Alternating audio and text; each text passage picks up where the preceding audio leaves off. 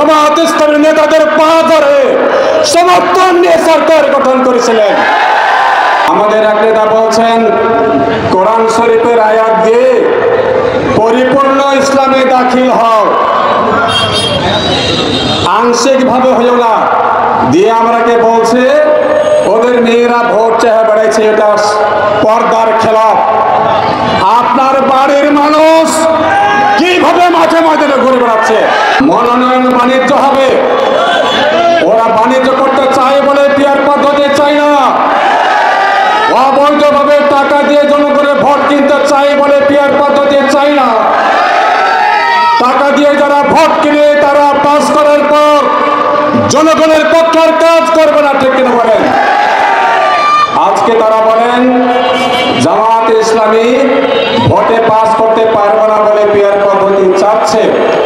তুচ্ছ তাচ্ছিল্য করে বলে এক লাইন নির্বাচন করে আমরা 3টা আসন পেয়েছিলাম।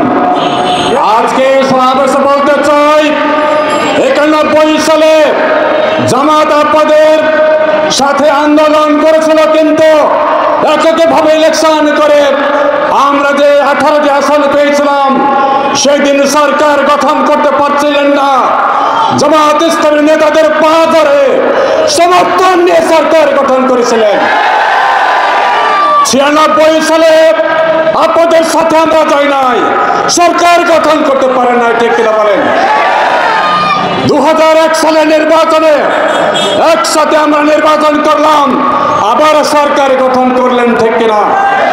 জামাত ইসলামী ছাড়া আপনাদের সরকার গঠন করা দুঃস্বপ্নে পরিণত হবে ইনশাআল্লাহ।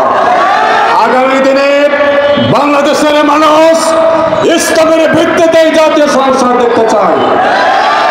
আমাদের এক নেতা বলছেন, কোরআন শরীফের আয়াত দিয়ে পরিপূর্ণ ইসলামে দাখিল হও, আংশিক ভাবে হইও না। দিয়ে আমরাকে বলছে ওদের মেয়েরা ভোট চেয়ে বেড়াইছে, এটা পর্দার খেলাফ। আপনার বাড়ির মানুষ কিভাবে মাঠে ময়দানে ঘুরে বেড়াচ্ছে? ওখানে পর্দার খেলাফ হয় না। আপনি নসিহত করেন, আপনি তো রাসূলের সুন্নাত নাই আপনার মুখে, ঠিক কিনা বলেন? আর আপনি আমাদেরকে নসিহত করেন। এই সমস্ত বিভ্রান্তিকর কথা, অসত্য কথা বলবেন না। জনগণ এখন অনেক সচেতন। তিনি যে আয়াত বলেছেন আর একটা আয়াত তিনি পড়েননি।